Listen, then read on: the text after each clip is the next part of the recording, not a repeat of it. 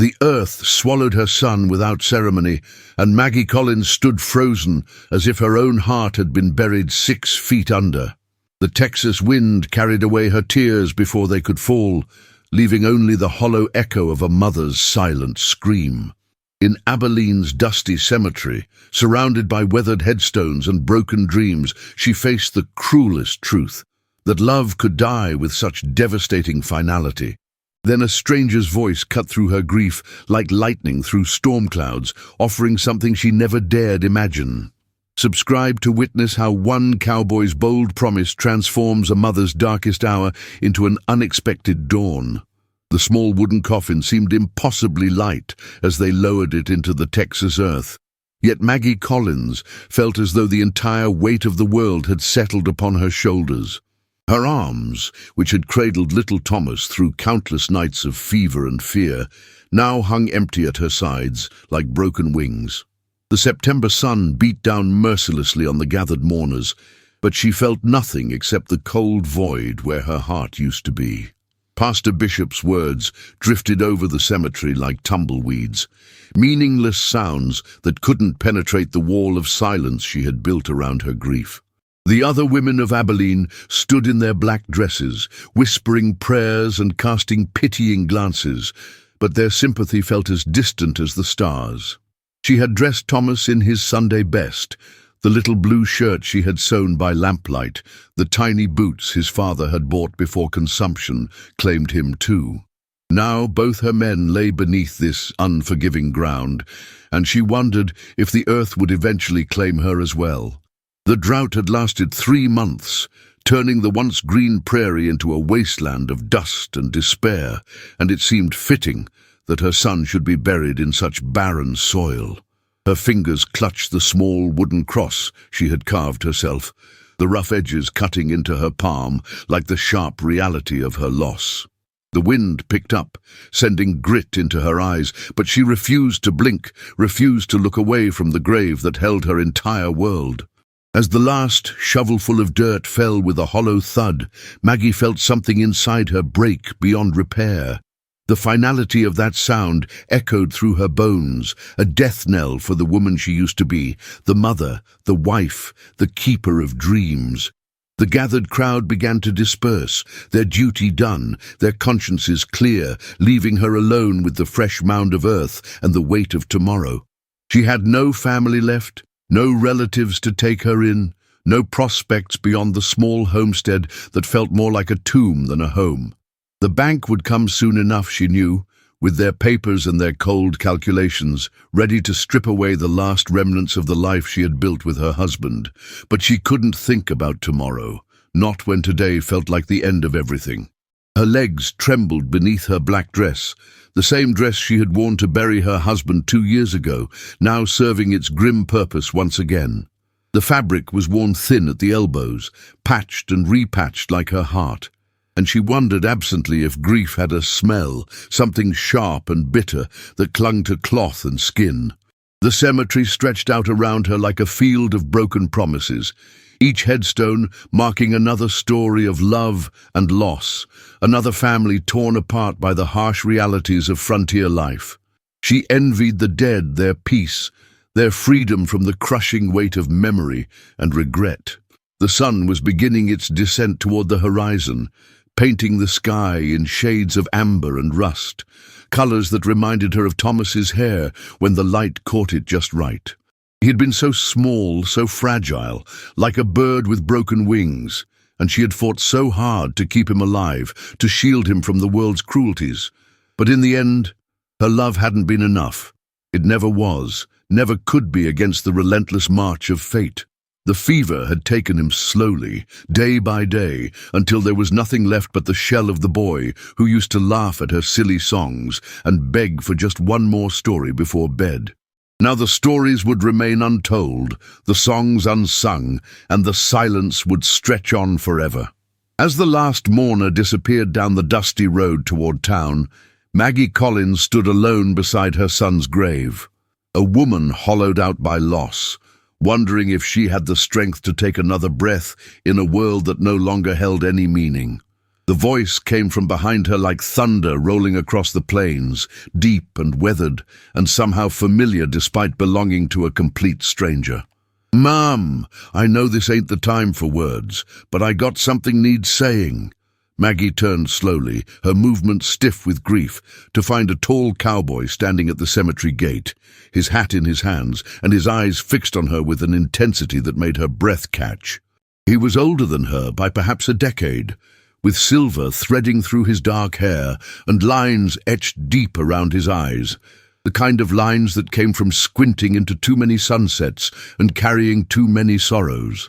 His clothes were dusty from the trail, his boots worn thin, but there was something solid about him, something that spoke of reliability in a world that had proven anything but reliable. "I'm Jeremiah Kane," he said, stepping closer but maintaining a respectful distance, as if he understood that grief needed space to breathe. "I was passing through when I heard about your boy, and I felt called to be here." His voice carried the weight of his own losses, and Maggie found herself studying his face, searching for the source of the pain she heard beneath his words. There was kindness in his eyes, but also a deep well of understanding that could only come from walking through his own valley of shadows. The wind picked up again, sending dust devils dancing between the headstones, and she pulled her shawl tighter around her shoulders, suddenly aware of how small and fragile she must appear to this stranger who had materialized like an answer to a prayer she hadn't known she was praying. "I lost my own family some years back," Jeremiah continued, his voice barely above a whisper, as if speaking too loudly might shatter something precious. "Wife and 2 little ones to the cholera down in San Antonio. Been riding alone ever since, trying to outrun the ghosts, but they got a way of catching up no matter how far you travel." He paused, his gaze drifting to the fresh grave, and Maggie saw his jaw tighten with remembered pain. "Point is, I know what it's like to stand where you're standing, to feel like the world's gone dark and there ain't no light left anywhere." The honesty in his words cut through her numbness like a blade, and she felt tears threatening for the first time since Thomas had drawn his last breath. This stranger understood in a way that all the well-meaning women of Abilene never could, and that understanding was both a comfort and a fresh wound. Pastor Bishop had lingered near the church, watching this exchange with obvious concern, his weathered face creased with worry as he witnessed this unprecedented breach of funeral protocol. But Jeremiah seemed oblivious to the pastor's disapproval, his attention focused entirely on the broken woman before him. "I got a proposition for you, Mrs. Collins," he said, and the formality of her name on his lips somehow made what he was about to say feel both more serious and more intimate. "I know it sounds crazy, coming from a man you never met, but I've been thinking about settling down, finding a place to call home. And you got a homestead that needs tending, a life that needs living." His words hung in the air between them like a bridge spanning an impossible chasm, and Maggie felt her heart stutter in her chest as she began to understand what he was offering. "I ain't talking about love, not yet anyway," Jeremiah continued, his honesty as stark as the desert landscape around them. "I'm talking about partnership, about 2 broken people helping each other heal. You need someone to work the land, to keep the bank from taking what's yours, and I need a reason to stop running, to believe that maybe there's still some good left in this world." He took a step closer. Close enough that she could see the sincerity burning in his dark eyes, close enough to smell the leather and sage that clung to his clothes. "I'm offering to be your husband, Mrs. Collins, to help you rebuild what you've lost. And maybe, if God's willing and you're agreeable, to give you another child to love." The words hit her like a physical blow, so unexpected and so impossible that she actually staggered backward, her hand flying to her throat as if she could somehow catch her breath. The silence stretched between them, heavy with possibility and weighted with the magnitude of what he was proposing. Around them, the cemetery seemed to hold its breath, the very air shimmering with the heat of the afternoon and the intensity of the moment. Maggie's mind reeled, trying to process this stranger's offer, this impossible gift wrapped in the language of practicality, but carrying the seeds of something that might, someday, bloom into hope. The sun had shifted lower in the sky by the time the last mourner departed, leaving only footprints in the dust and the lingering scent of wildflowers wilting in the heat. Maggie stood beside the small mound of earth, her black dress absorbing the relentless Texas sun until she felt she might dissolve into the very ground that held her boy. The silence stretched between her and Jeremiah, who remained at a respectful distance, his hat turning slowly in his weathered hands. She could feel his presence like a steady flame in the gathering dusk, neither demanding nor retreating, simply there in a way that no one had been since Thomas drew his last breath. The wind picked up, carrying with it the distant sound of cattle lowing and the creak of windmill blades, the eternal symphony of a land that continued its rhythms regardless of human sorrow. When she finally turned to face him, her eyes were dry but hollow, carved out by grief, until they seemed to hold all the emptiness of the vast sky above them. "You don't know what you're asking," she whispered, her voice barely audible above the whisper of prairie grass. The words felt foreign on her tongue, as if she were speaking a language she had forgotten how to use, each syllable weighted with the accumulated silence of the past weeks. Jeremiah stepped closer, close enough that she could see the lines etched around his eyes by years of squinting into endless horizons, the way his jaw worked as if he were chewing on words too difficult to swallow. His presence was solid, real in a way that everything else had ceased to be since she had watched her son's small chest rise and fall for the last time.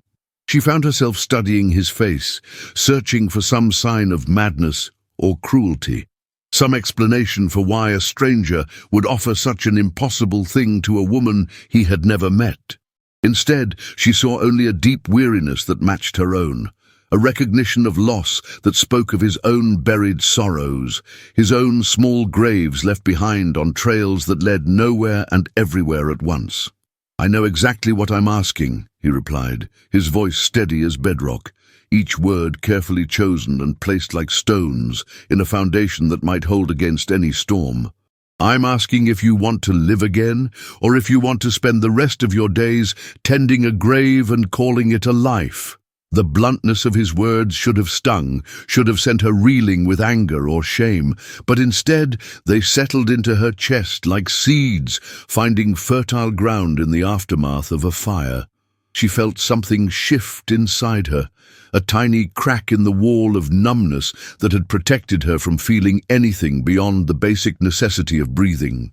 The cemetery around them seemed to hold its breath, the weathered headstones standing sentinel over conversations that had ended too soon, promises that would never be kept, dreams that had been buried alongside the bodies they marked. Maggie looked down at her hands, pale and thin, from weeks of forgetting to eat, forgetting to care for anything beyond the simple act of surviving each day as it came. When she looked up again, Jeremiah was watching her with an intensity that made her feel exposed, as if he could see through the careful mask she had worn for the benefit of the townspeople who whispered their condolences and hurried away. "I buried my husband 2 years ago," she said, the words coming slowly like water from a well that had nearly run dry. "I thought I knew what grief was then, thought I understood what it meant to lose everything that mattered." She paused, her gaze drifting to the small wooden cross that marked Thomas's resting place, the name carved by her own trembling hands in the hours after the funeral when she could not bear to leave him alone in the darkness. "But losing a child—" She shook her head, unable to find words for the particular agony of outliving the life you had created, of watching the future you had imagined crumble into dust and ashes. Jeremiah nodded, a gesture so slight it might have been missed by anyone not watching for it, but Maggie caught it and felt a strange comfort in his understanding. The wind shifted again, bringing with it the scent of sage and distant rain, the promise of storms that might wash the dust from the air and bring new growth to the parched earth. She found herself wondering what it would be like to hope again, to imagine a tomorrow that held something other than the endless repetition of sorrow and remembrance. "I've got a small spread about 10 miles north of here," Jeremiah said, his words cutting through her reverie like a gentle blade. "Nothing fancy, but it's got good water and enough grass to keep a few head of cattle happy." He gestured toward the horizon, where the land rolled away in waves of gold and green, stretching toward mountains that stood like purple shadows against the evening sky. "There's a house that needs a woman's touch, and land that could support a family if someone was willing to work it." The practical nature of his words should have offended her, should have reduced her to nothing more than a solution to his domestic problems. But instead, she heard something else beneath the surface, a loneliness that matched her own, a need that went deeper than the simple desire for companionship. She imagined herself in that distant house, her hands busy with tasks that had nothing to do with grief, her days filled with the small necessities of building something new from the ashes of what had been lost. The image was both terrifying and oddly comforting, like the prospect of stepping off a cliff and discovering that you could fly. When she met his eyes again, she saw that he was waiting, patient as the land itself, ready to accept whatever answer she might give without judgment or recrimination. "And what would you expect from me?" she asked, her voice stronger now, carrying a note of challenge that surprised them both. The question hung between them like a bridge that might bear their weight or collapse beneath the burden of honesty, and Maggie found herself holding her breath as she waited for his response. Jeremiah's expression didn't change, but something in his posture shifted, a subtle straightening that spoke of a man preparing to lay his cards on the table, to risk everything on the turn of a single hand. The cemetery around them seemed to fade into the background, the weight of the dead giving way to the possibility of the living, the promise of choices that might lead somewhere other than the endless circle of memory and regret. When he spoke again, his words carried the weight of a vow, a commitment that went beyond the simple transaction he had initially proposed, reaching toward something that might, with time and patience, grow into the kind of love that could heal even the deepest wounds. The evening air carried the scent of mesquite smoke from distant campfires as Maggie and Jeremiah walked slowly away from the cemetery, their footsteps creating a rhythm that seemed to match the beating of her heart. She had not given him an answer, not in words, but something in her silence had shifted, becoming less like a wall and more like a door that might eventually be opened. The town of Abilene spread before them in the gathering dusk, its windows beginning to glow with the warm light of oil lamps and candles, each one representing a life continuing its course despite the grief that had brought them together. Maggie found herself acutely aware of Jeremiah's presence beside her, the way he shortened his naturally long stride to match her pace, the careful distance he maintained that spoke of respect rather than indifference. They passed the general store where she had bought Thomas's medicine, the schoolhouse where he should have learned to read and write, the church where Pastor Bishop would soon be lighting candles for evening prayers. Each familiar landmark felt different now, as if she was seeing them through new eyes, or perhaps seeing them clearly for the first time since her world had collapsed around her. "I won't lie to you about what I'm offering," Jeremiah said as they paused beside the wooden fence that surrounded the church grounds. His voice was quiet but firm, carrying the weight of a man who had learned that honesty, however painful, was the only foundation upon which anything lasting could be built. "I'm not talking about love, at least not the kind the poets write about." He turned to face her, his eyes reflecting the last light of the setting sun, and Maggie saw in them a depth of understanding that spoke of his own encounters with loss and disappointment. "I'm talking about partnership, about two people who've been broken by life finding a way to build something together that might be stronger than what either of us could manage alone." The words should have sounded cold, calculating, but instead they carried a warmth that surprised her. A recognition that sometimes the most honest love grew not from passion, but from mutual need and shared understanding. She thought of her marriage to Robert, how it had begun with flowers and promises and ended with his body broken by a horse that had thrown him on a morning that had started like any other. That love had been built on dreams and expectations, and when those dreams shattered, there had been nothing left to hold them together, except the child they had created and the hope that tomorrow might be better than today. "What happened to your family?" she asked, the question emerging from some deep place within her that recognized the shadows in his eyes.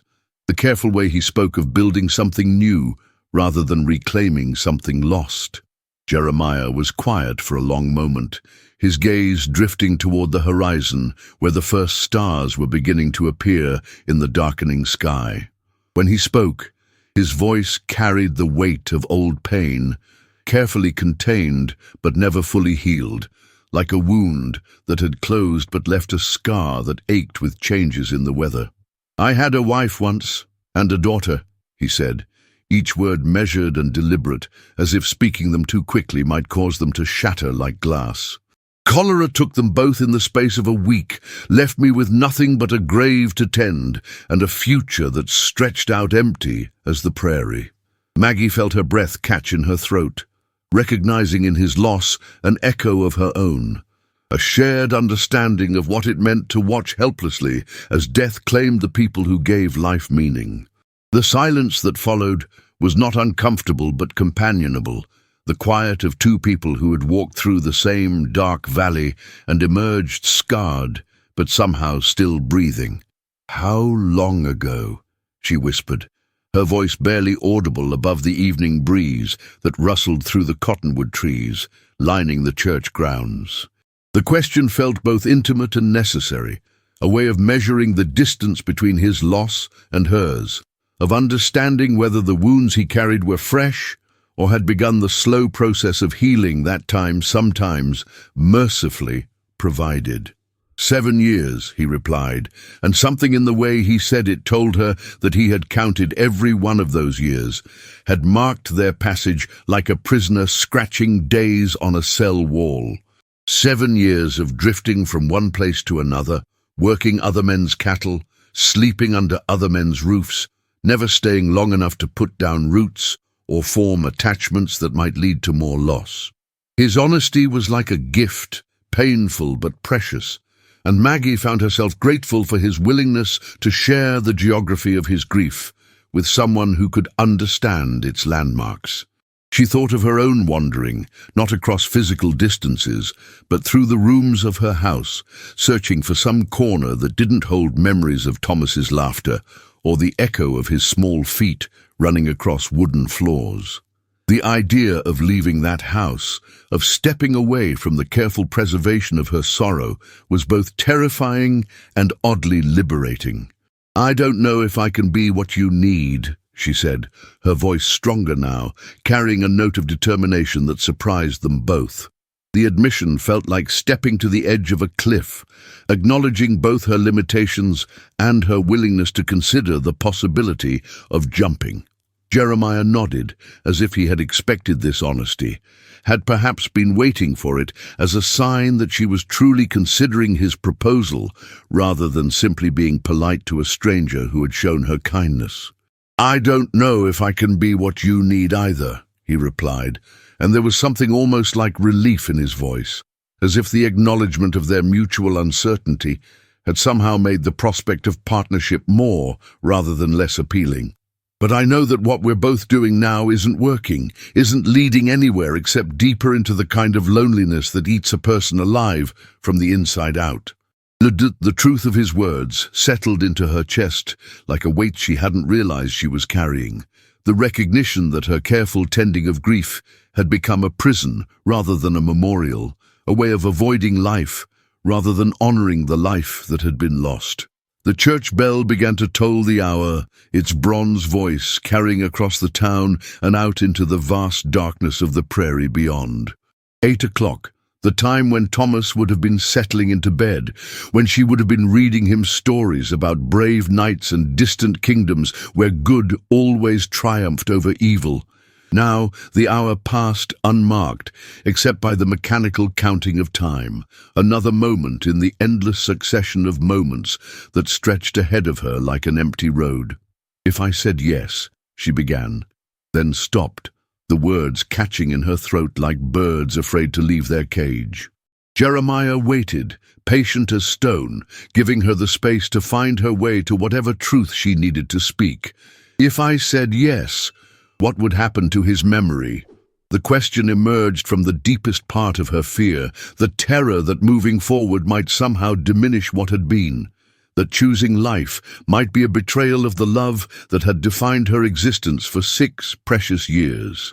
When Jeremiah spoke again, his voice was gentle but firm, carrying the authority of someone who had wrestled with the same demons and emerged with hard-won wisdom about the nature of love and loss and the courage required to continue living in the face of both.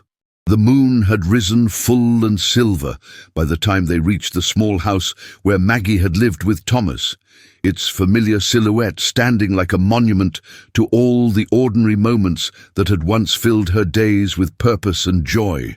The white picket fence that Robert had built with such pride now seemed to enclose nothing more than shadows and memories. The garden where Thomas had helped her plant vegetables reduced to weeds and neglect. Jeremiah stopped at the gate, his hand resting lightly on the weathered wood, and Maggie realized that this was the moment of decision, the place where words would either become action or dissolve into the kind of empty promises that people made in moments of emotional extremity. The silence between them was different now, charged with possibility, and weighted with the understanding that whatever happened next would change the course of both their lives in ways they could not yet imagine. She looked at the house where she had been happy, where she had believed in the future, where she had learned that love could be both the most beautiful and the most devastating force in human experience. The windows were dark, reflecting the moonlight like blind eyes, and she realized that she had not lit a lamp or built a fire in the 3 days since the funeral, had simply existed in the darkness like a ghost haunting her own life. "He would want you to be happy," Jeremiah said quietly, his words cutting through the tangle of her thoughts with the precision of a blade designed for healing rather than harm. "Children don't love their mothers so that those mothers can spend the rest of their lives mourning them." The truth of his statement hit her like a physical blow, not because it was cruel, but because it was kind, because it offered her permission to want something other than the endless repetition of grief and regret. She thought of Thomas's laughter, the way his eyes had lit up when she smiled, how he had always tried to comfort her when she was sad, his small hands patting her face with the infinite tenderness that only children possessed. He had been a child who loved life, who found joy in simple things like the taste of honey or the sight of a butterfly, and she knew with sudden painful clarity that he would not want his death to become the end of her capacity for happiness. The realization was both liberating and terrifying, like discovering that the prison she had built around herself had no lock, that she had been free to leave at any time, but had chosen to remain because freedom seemed like a betrayal of everything she had lost. "I'm scared," she whispered, the admission emerging from some deep place within her that had been silent for so long she had forgotten it existed. The words hung in the air between them like a bridge made of spider silk, delicate but surprisingly strong, capable of bearing the weight of honesty if handled with sufficient care. Jeremiah nodded, his expression grave but understanding, and she realized that he was not trying to convince her to choose courage over fear, but simply offering her the option to choose something other than the slow death of perpetual mourning. "Fear is just love with nowhere to go," he said, his voice carrying the weight of hard-earned wisdom. "The question is whether you want to let that love die with your boy, or whether you want to find a way to let it grow into something that honors his memory by creating new life, new hope, new reasons to believe that tomorrow might be better than today." His words settled into her heart like seeds finding fertile ground, and she felt something shift inside her, a tiny crack in the wall of numbness that had protected her from feeling anything beyond the basic necessity of survival. The night air was cool against her skin as she opened the gate and walked slowly up the path to her front door, Jeremiah following at a respectful distance that somehow managed to be both protective and undemanding. The key turned easily in the lock, as if the house had been waiting for her return, and she stepped into the darkness that had become her constant companion. But tonight, the darkness felt different, less like a shroud and more like a cocoon, a necessary stage in some process of transformation that she was only beginning to understand. She moved through the familiar rooms by memory and moonlight, her fingers trailing along surfaces that held the accumulated dust of neglect, the physical evidence of a life that had stopped moving forward on the day her son drew his last breath. In Thomas's room, she paused beside his small bed, the covers still rumpled from the last time he had slept there, and felt the familiar wave of grief wash over her.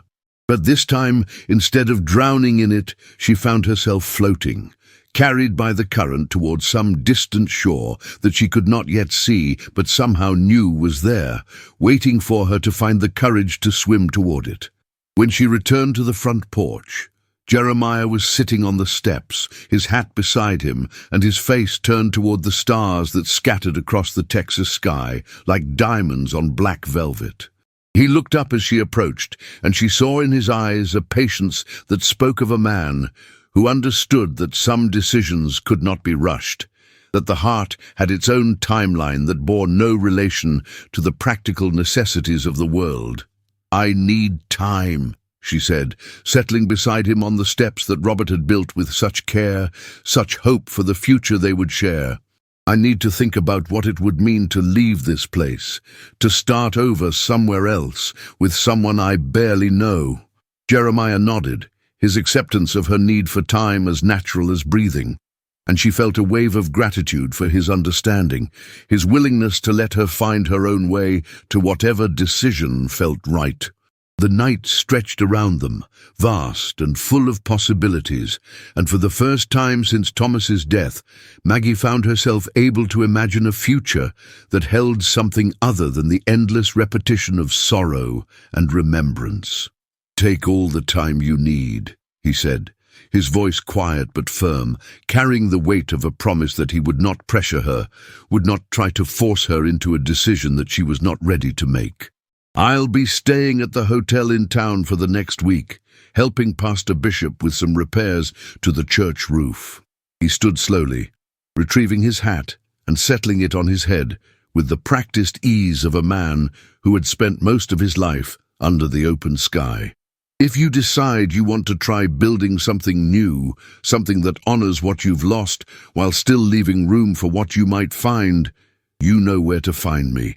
The simplicity of his offer, the lack of pressure or manipulation, made her feel something she had not experienced in months, the possibility of choice, the freedom to decide her own fate, rather than simply enduring whatever life chose to inflict upon her. As he walked away into the darkness, his footsteps gradually fading into the symphony of night sounds that filled the prairie air, Maggie remained on the steps, looking up at the stars, and wondering if somewhere among them Thomas was watching, waiting to see what choice his mother would make about the rest of her life. The dawn was still hours away, but for the first time since her world had collapsed, Maggie found herself looking forward to its arrival, curious about what the morning light might reveal about the landscape of possibility that stretched before her. The grief was still there, would always be there, but it no longer felt like the only truth in her universe, no longer seemed to define the boundaries of what her life could become. In the distance, a coyote called to its pack, and the sound carried across the prairie like a song of survival, a reminder that even in the darkest night, life found ways to continue, to adapt, to hope for the promise of another day.